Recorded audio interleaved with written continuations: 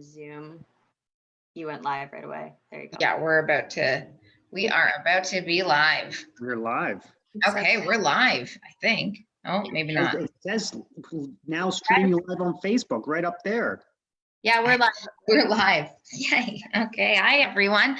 Happy Thursday. Okay, it's Thursday, correct? Yes, it's Thursday. It is Thursday. I hope you all had a great one so far today. Thank you for being here on another episode of Kitchen Table Talks presented by Talk 11. Tonight we're talking about how we can help our communities and different ways we can help our communities and what people are doing. Yeah, we're live. We're live. Yay. Okay. Hold on. Everyone. Happy Thursday. Okay. It's Thursday, correct? Yeah, that's probably. It's just, if you clicked on it, there we go. We're good. Anyways, we are back. Okay, so where was I? Oh, yeah, how we can help our communities. And so if you're watching this live, make sure you send us your love and your hearts and your thumbs up and your likes. And please feel free to ask any questions in the comments. Comment in the comments. I'll be in there tonight chatting with you guys as we go along. And if you're watching the replay, please make sure that you hashtag replay so we can send our love your way as well. So tonight we have a bigger group than usual, a larger group of ladies with us.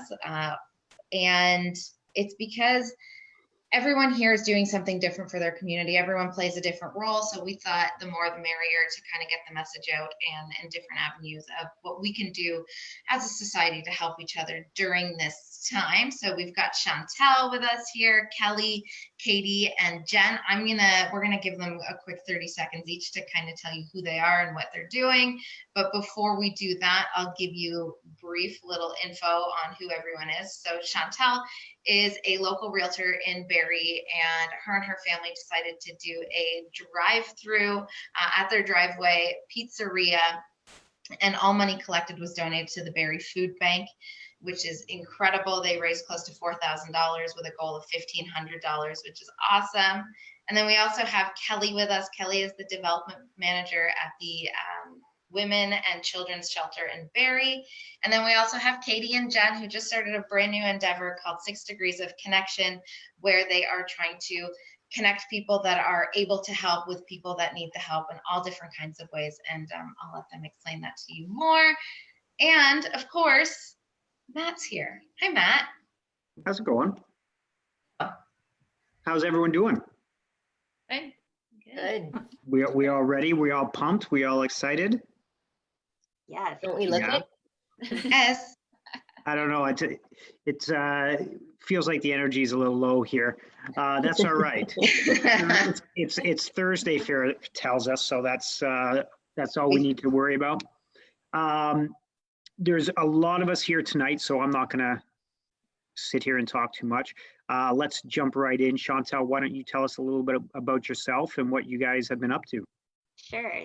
Thank you so much for organizing this. It's nice to see everything that everybody's doing to pull together. So as Farah mentioned, I'm a local realtor in Simcoe County. I do a lot of volunteer work. I'm the incoming president as well for my real estate board. So it's giving back to the community is definitely something that's important to me. And I've got 3 young boys and an amazing husband who it was actually his idea to do this. Him and our oldest built a wood fire oven in the backyard. So they've been mastering pizzas and he posts them always on Instagram. So I figured we could give back to the community, spread a little joy with our friends and family, and then do a fundraiser for the food bank because we heard how much that they were in a dire need for funds to start raising some money. So we thought we would give it a go, and we set an original goal of 1,000 and then surpassed that. So it was awesome to see everybody come together and the amount of support that we got from everyone. Awesome. So we'll come back and get into more details about that. Kelly. Hi, everyone. Happy Thursday. Yeah, thank you. And thanks for having me on this. This is kind of a new thing for me, but I'm so happy to be part of this. So I'm the development manager for the Women and Children's Shelter Barrie. It is my job and my role to bring in funds for the shelter. We're partially funded for 27 beds. We are constantly over capacity COVID, and now that we are in this COVID-19 crisis, we are experiencing an increase in need. So it is my role to come up with new fundraising ideas and getting out into the community as much as I can in different ways now to find support. And to be honest, it's not hard to find support in this community. It has been very, very heartwarming to see people who have come together even in their own darkness. So they are experiencing fear, they are experiencing darkness, they are experiencing the unknown, and still they step up every day and they come out and support strangers, people that they will never meet. And it is inspiring. That's awesome. And there's already lots of questions that are coming to mind, but we're going to hold off for 1 second. Sure. Katie, Isiminger, am I pronouncing that correctly? Close. You'll get it next time. Next time? Yeah. Hi guys, I'm Katie, Matt's wife, and yeah, I mean, I don't really know what I do for a living right now. I am kind of in between doing some operations consulting, but my background, yeah, it's operations, supply chain, and like product development, that kind of stuff. But also have done some entrepreneurial things over the years, and constantly thinking about what am I really passionate about? What do I want to do that brings me joy? And when this idea really came to me a few weeks ago, almost 2 weeks ago, we were just playing some games with some friends, and every conversation I have with everybody in my circle right now is something around the lines of, wow, this is super impactful. Wow, thank God we're all going to be okay. And maybe we couldn't have said that years past, but right now we're going to get through this okay. But think of all the people that are not going to get through this okay, that are really having their lives completely turned upside down, and everybody having that same conversation about really wanting to help. And so that's kind of where 6 Degrees of Connection came from, just from continuous conversations around everybody wanting to help, not knowing how to help, and knowing that there are so many people that are out there that are going to need help. So that's where this really came from. And Jen, turn it over to you. Thank you. Hi, my name's Jen. Professionally, I do a couple things. Big focus, or my primary focus, is coaching and working with people, especially in their connection to themselves and their relationship with themselves and others. I also do some, we'll call it business consulting right now, just to put it under an umbrella as well. But like Katie, have had entrepreneurial ventures over the years as well. And again, just this desire to want to help in some way, knowing that, again, I'm going to be okay through this, and that we're going to be okay through this. And same thing a couple of years ago, it would not have been the case. I can tell you right now, it wouldn't have been the case. So, and just the impact that this is going to have and is having on so many people, not just financially, but their overall well-being, their mental health, their spiritual health. And so if there is a way that we can possibly support people in a variety of ways through who we know, then hopefully we can help make a difference and help make these dark times a little less dark. So. Yeah, absolutely. And I think that's kind of what we're doing here at Talk 11 too. It's like, if you can help one person or bring information or light to one person, you've kind of done your part, or at least helped to do your part. So I think that's pretty cool, that what you guys are doing. Chantel, so you guys had this idea. Tell us a little bit about, from idea to like execution, because a lot of people at home are sitting there thinking, how can we do anything? And literally you can do anything. Sure. People raise money for soccer teams and hockey teams and baseball teams all the time, by doing different things, selling, like how did you come up with this, and kind of what was the end result, and where do you go from here? Sure. So my husband came up with the idea. He said, we had talked about doing something and giving back, because same as you guys as well, we're in a position where we can help others out, whether it's our time, a financial contribution, whatever it is. So we knew we wanted to do that. We also want to give the boys a good example and teach them about giving back. So that was sort of the original idea with it. So Ryan makes amazing pizzas. And we have everybody that's been sort of waiting, and they've been joking around because he's been posting all the food that he's been cooking. So somebody had made a comment about doing a drive-through at our house, and they would just run up and grab the food and then go. So he said, why don't we do pizzas and we can cook them? So he ended up doing, him and our oldest are always in the kitchen together. So they ended up making all the dough from scratch. So just for the number of pizzas that were made, they cooked 117 pizzas in 3 hours. Wow. Yeah, like it was a lot of dough. And then a couple of the local restaurant owners, so Jimmy Choo's, Shane and Aaron Burrows, they saw it. They were on board. They donated some flour, some of the cheese, some of the sauce and pepperoni for it. So that was amazing to see. And that's a local restaurant that is definitely getting hit hard by this, along with a whole bunch of other businesses. And to see them even give the contribution for that, that was awesome. And then Pie Wood Fire Pizza, they ended up contributing as well to it. So it was nice to have them helping out on that side. But we all sort of went to what our strengths were. So I'm good on the organizing and the planning side of it. So I took care of all of that and getting the social media out to get the word out to other people that we were doing this. And then the guys went to work and they made all the dough, they made the sauce. So the morning of, we made some signs, put it out. We also had to, because of the whole COVID and safety precautions, we wanted to make sure that we were being super safe with what we were doing. So there was that whole side of it, making sure that that was taken into account. But it was really just having the idea and saying, okay, no, you know what, we're going to go ahead. We're going to do this. And we had set a goal. We thought that was a decent goal with the 1,500. And then everybody, just the amount of support that came out from everybody. Like, so the final number, because there was a bunch of additional donations that were made, that we ended up raising a total of $4,255 for the food bank in 4 days. Wow. So we were completely overwhelmed with that. It was amazing to see. And that went to the food bank?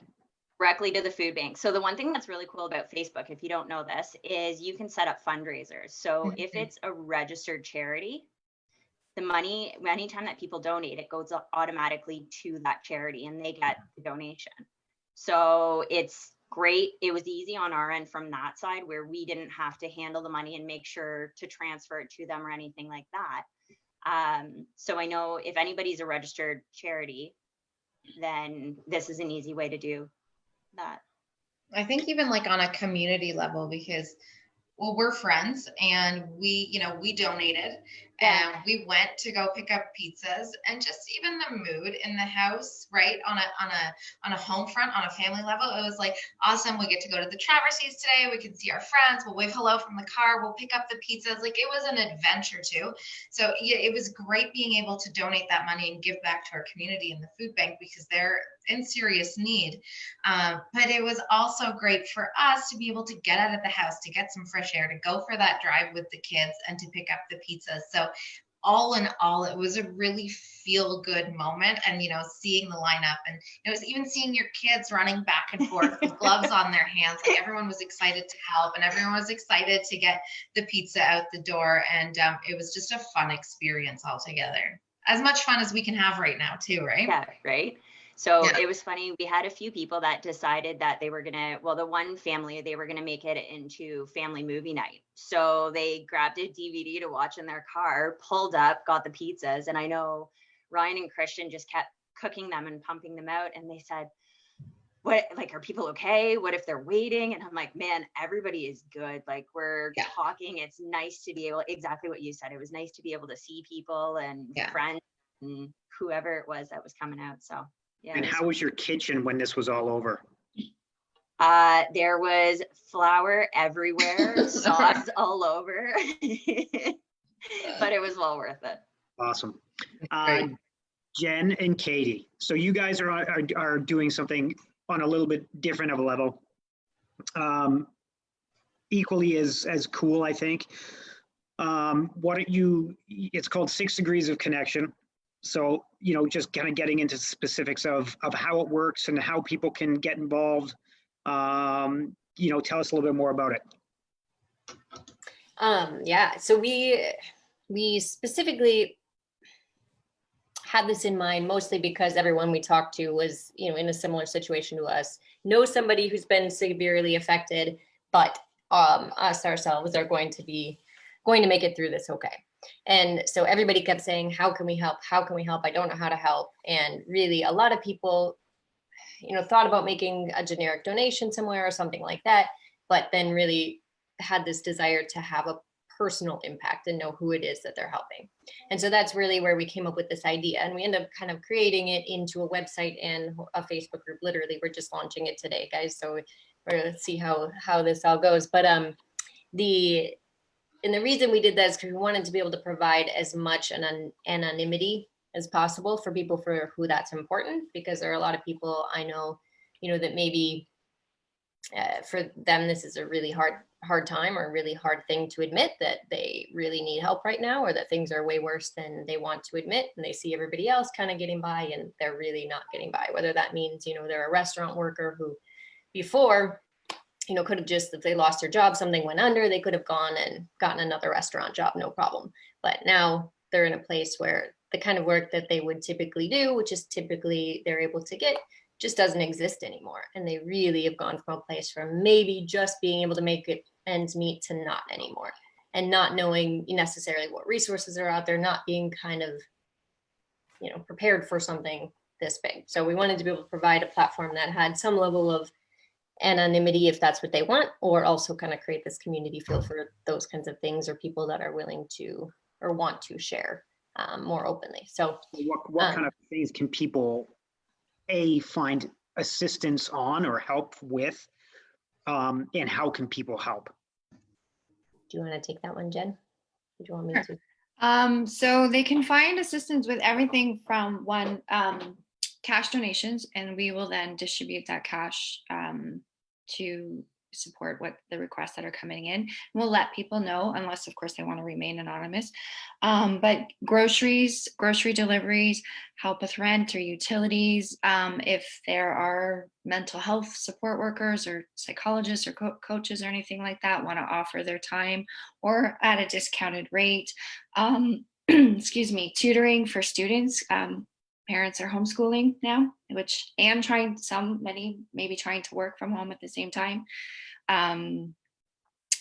Pet care, gift cards for purchases, for essential needs. So the list, we've left it, we put a bunch of ideas and suggestions on the website. However, that list is also open. If people submit their request and we've asked, just tell us a bit about yourselves, tell us the kind of support you need, because the more we know, the better we can put people in connection with the person or the resources for what they're seeking support with. So essentially, if someone needs help, if someone needs assistance, they go online, they click somewhere that says need assistance, and they're going to tell you a little bit about themselves, what they need, what would help them out the most right now. And then you guys will try to pair them with other individuals who will also go online, click able to help or help.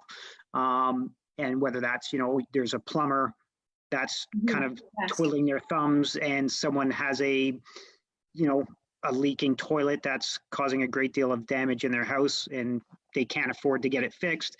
You can set them up, or if they need, as you say, there's an elderly person that needs like some groceries picked up or delivered, and you have time on your hands and you're healthy. I think that's pretty cool. So yeah, I think there's no request that's too big or too small, and I think that's something that people also need to hear. If you can't do it, if now is not the time for it, just reach out to people, figure out a way, connect with someone. I know even for us, we got the kids a basketball net for Christmas, and I couldn't put it together because it's massive, and my husband was still working in the office, but it was just that, people were still kind of working. They weren't really working. So we found a handyman on Facebook that's local in our community. He came and put it together for us. And he discounted the rate because of the times it was, but we still gave him some and a little extra because we were helping each other out. And I think that's even something that people could reach out with you guys to find people to do that stuff for them. Absolutely. I think that's cool. The main thing, Matt and Farah, is that people know that they're not alone and that there is support available. And like Katie said, it's like we all know someone who knows someone. Like we really are that connected. It's not 6 degrees of separation. It really is 6 degrees of connection. And these are scary times. And the uncertainty in itself can be so overwhelming. Totally. And to try to go through this alone is difficult. So the main thing is to let people know that there are people out there who want to help, who can help, and you don't have to be alone and go through this alone. And you can get, there are ways to get what you need, at least support with what you need. Great. Kelly. Yeah. So on that note, you, I assume on a daily basis, see a lot of very heart moving moments, and that a lot of times see some very kind of sad and upsetting moments working at the women's and children's shelter. How are things changed? What are you seeing? What are you noticing? What's kind of your narrative on a day-to-day basis? Yeah. So when when the whole COVID was kind of ramping up, we anticipated a real influx, a real demand for our needs. So we were ready. We were ready for phone calls, and we were ready for knocks on the door. And we were surprised because those knocks and those calls just weren't coming. And we realized it was because women were at home with their abuser, and there was no chance and no safe space and no time for those calls to happen. And the eerie silence of it all, got us worried, because about a week into that eerie silence, it was just like a kind of an explosion of need. The intensity of the calls started, the emergent calls started. We are now supporting women in the shelter. We're also supporting women in other locations out in the community. So there is a real increase in intensity for sure of calls as stress rises, as the unknowns, as people are feeling that loss of control. They're looking to gain back that control in different ways. And with the financial instability, there's lots and lots of stress out there, and fear and lack of control. And we are seeing the effects of that and the impacts of that at the shelter. You guys are at capacity right now? Yep. And we are supporting women elsewhere. So we have taken in, we are supporting more than we are able to financially right now, but we're doing it because we have to. So if there's women or children out there that are still in need, what do you tell them? What's the message? How do they get help? How do they get out of the situation that they're in? Yeah, they can call the shelter. They can hit up our website, because that is all of the information is there. So barrieshelter.com. Give us a call. There's always somebody there to answer the phone 24/7, 365 days a week. Their crisis line is open, and they can seek help. They can get referrals. They can get some education, and they can talk to somebody about coming into shelter. And as a community looking to help, yep. How can we help at a time like that? Are you still accepting donations? Do we drop them off? Are you picking them up? Because I think people are confused as to how they can help right now with everything being so strict. For sure. So we are in place, we have in place the shelter, all the policies and procedures and guidelines that are being sent to us from public health in terms of social distancing, which has been a challenge in the shelter because it is communal living, but we're doing our best to keep everybody kind of at that 2-meter distance apart. In terms of donations, they can, community members have emailed me and gotten in touch with me.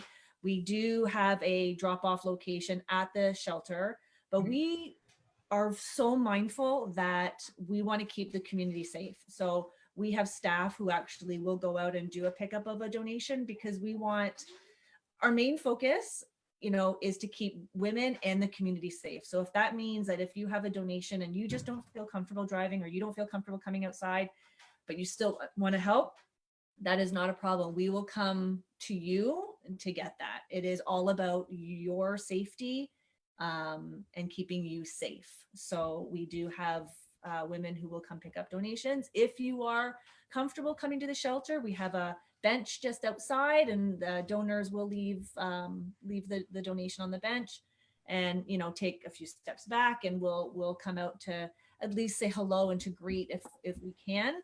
At that social distance. And we have, Kelly, what kind of things are people donating?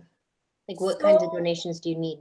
It's wonderful when they call and ask what we need, because our needs change weekly. So if you can imagine a house of 30 plus, you know, if you're a household of 4, and, you know, the food that you go through, and the soap, the dish soap that you go through, and the laundry detergent that you go for, you know, you multiply that from a family to a family of 30, and the needs are kind of constant. So things like food, for sure, absolutely. Like I said, dish soap, laundry soap. We're actually kind of finding ourselves looking for gift cards too, because we are helping women outside in the community, which has presented a couple of challenges in terms of getting food to them. But we're doing the best we can, and we're you know, as everyone is, we're navigating this the best we can, and you know, decisions are made and changed, and we're doing the best with all the changing information that we're getting. And Kelly, we have a great question from Danielle online here. Yeah. She asks, are people who are self-isolating able to offer shelter to women and children in need? Mm-hmm. And I don't know, like, does that is that something that, like, that the shelter does as a policy? Like, do they go outside to the community to find other accommodations for them? Do you know, like? Yeah, so that's what we've done. We have found other accommodations for women. Right. Yeah, we have absolutely done that. So the answer, I guess, to the question is yes. Like, so if someone has accommodation that might be suitable for assisting, you know, a woman and a child. Right. So say if they have a room or something, right, that, okay. Or a basement apartment or whatever it is. Right. So we've not gotten to that point yet. We, in terms of asking community members to come into their own home, we never take anything off the table. And if we get to that place, then absolutely that's something we would explore, but we're not there yet. Okay. Yeah. Sorry, if I could just add, it always amazes me, you know, these people in the community who are self-isolating, and they're willing to open up their home to people in need and to women in need. I am constantly, every day, so inspired by this community. Well, it is. And Daniela just said, connect with me, Kelly. I may be able to help. So there's always people in our community ready and willing to help, kind of. And I think in every community, regardless of how hard it may be for us and the days spent at home for us and our own stresses, we know that there are so many people out there that it's a lot harder for them. So if we can give time, or, you know, clothing, or whatever it is that we may have, some extra laundry soap or dish soap that's hanging around, if we can help, you know. Yeah. And it's things that people might not think of, like sponges. You know, like we kind of run out of sponges all the time because people are constantly And, so, like every house, Clorox, bleach, Lysol wipes. Unfortunately, it's hard to find for everyone. So we put that out there, but they said, I can bring you food, but I can't find wipes. And, we get it for sure, because nobody can find wipes, but, the effort is always there. It's incredible. It really is. It's really incredible. Yeah. Chantel, so you've done this one fundraiser now, and it was a huge success. What is there more on the plans, or are you passing the baton? I have a feeling we'll probably end up doing something else. Maybe it'll be something different instead of the pizza. I know he's been cooking a bunch of bread, so who knows? I'm thinking we'll get him to do something with that. All right. But no, it's we've had a whole bunch of other people like even drove by and reached out, and neighbors that saw what was going on. So they were asking, when's the next one? What's happening? So, and so if there's someone out there or a family that's watching this and thinking about doing something, like what was, as much as it feels good and it's amazing, for what you guys did and the amount of money you raised and the amount of food that's going to feed, the food bank. What did it do for your family? Like what would you tell people that are like, we should do this? What's their takeaway? Well, so we have 3 boys that are almost, 11, 8, and 6. So to get them on board, to get everybody working together as a team out there, and to have us doing something and being excited about something in this time right now, it was pretty cool to see that. And because I think we started on the Friday, sorry, and then had the actual pizza drive-through on the Monday. So that filled up a good 4 days of us planning what it was that we were going to do and getting everybody a task and a job. So yeah, it's good. It's fun. In these times, getting teamwork and getting everyone on the same page isn't easily accomplished, I would say. Jen,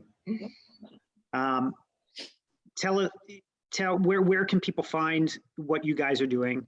And again, like in your kind of experience or what you're thinking people need right away, what kind of things are you urging people to kind of jump online and donate or offer to the 6 Degrees of Connection?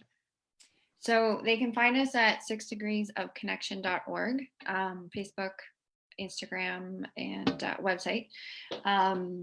Feel free to reach out to myself or Katie personally through Facebook as well.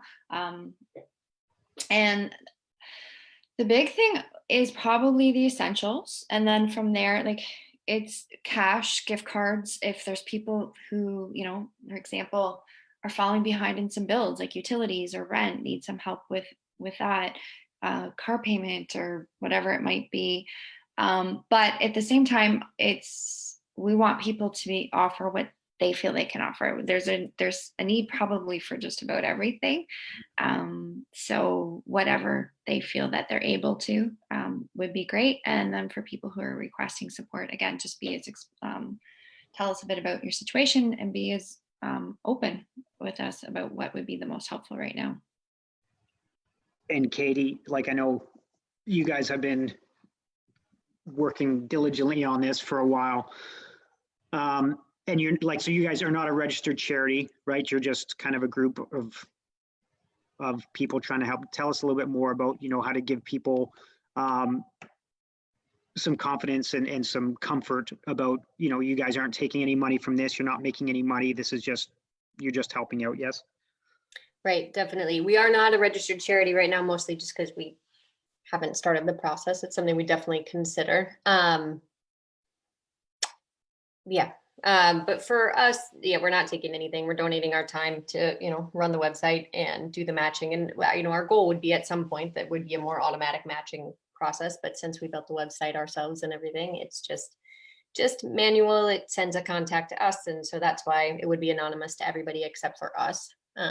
That would know who the people are that are applying. And the reason we started really with 6 Degrees of Connection is because since we all know somebody who's been affected, is that you know, some of the concern of something like this is it a real need? Is it a fake need? Like, is the money really going to get there? All that kind of stuff. And so that's where really we tried to put in as many safeguards as we could within reason. And we hope that people in this time are really coming forward when they're really in need and stuff like that. You know, we really hope that that's what we will see. And I expect that's what we'll see. But since it's people that we know and friends of friends, we expect that it's pretty easy to verify that these are people who really did lose their job, who really are sick with the virus, who really whose business really went under at this point in time, you know, something like that, that we're able to quickly kind of verify that.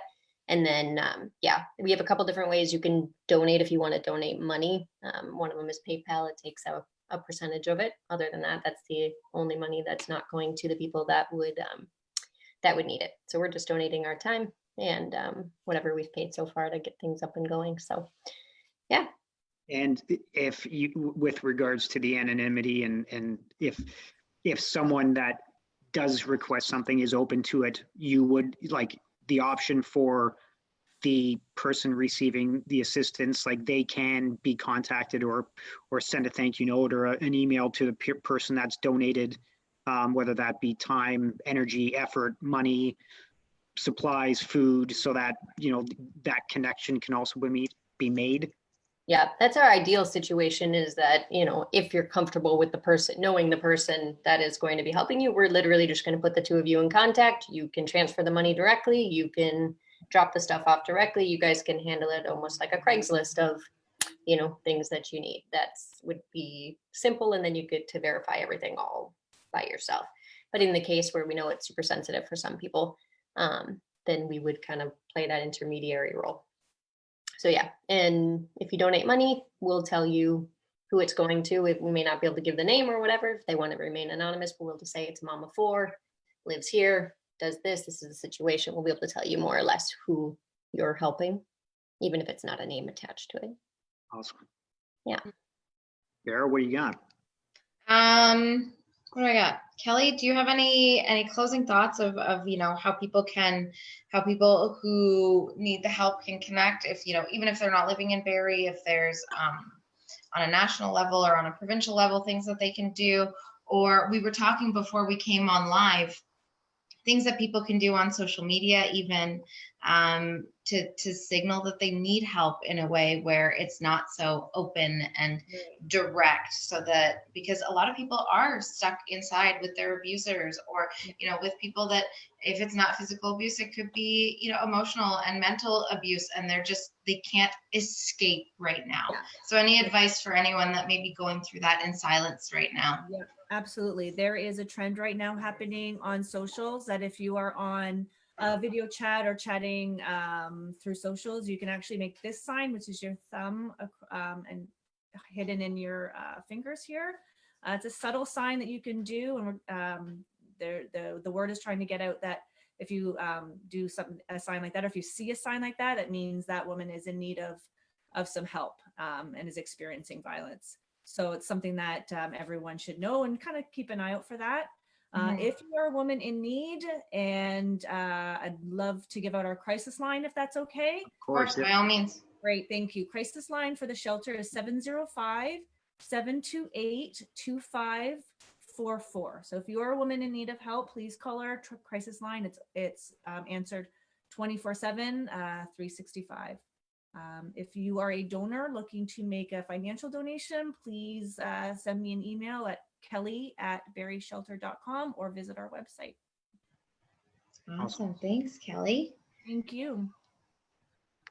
I think we've covered it all tonight. So I think there's a lot of different ways that we as community members can help our community, and, you know, to even be able to go further past your community just by connecting with other humans and sending those. I think it's as small as sending a message to someone that, you know, maybe lives alone, or someone that has gone through a rough patch pre-COVID, and just sending them an email or picking up the phone and calling them or sending a text. just to check in, see how they're doing, what they've been up to. Do they need any support? Do they need any help?